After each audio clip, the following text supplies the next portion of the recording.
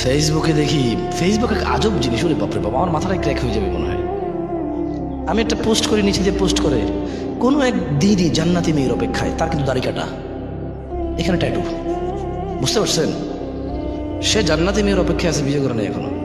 তার দাড়ি কাটা, এখানে ট্যাটু, টাকার নিচে প্যান্ট, এই সেই স্টাইলিশ ছবি।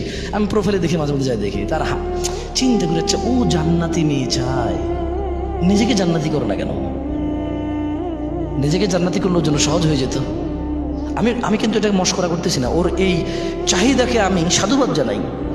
কিন্তু আমি বলতে চাচ্ছি যে নিজেকে শুধরাও, অন্য কোনো শুদ্ধ মানুষের কাছে যাও, নিজেকে ইসলামের প্রতি তুমি সোপর্দ করো। অন্য কোনো ইসলাম গ্রহণকারী যারা আল্লাহর কাছে আত্মসমর্পণ করেছে তাদেরকে তোমরা চাও, তাহলে তো জিনিসটা মানায়। সবাই ভালো মেয়ে চায়, কেউ ভালো হতে চায় না। সমাজটা অনেক খারাপ, কেউ খারাপ না।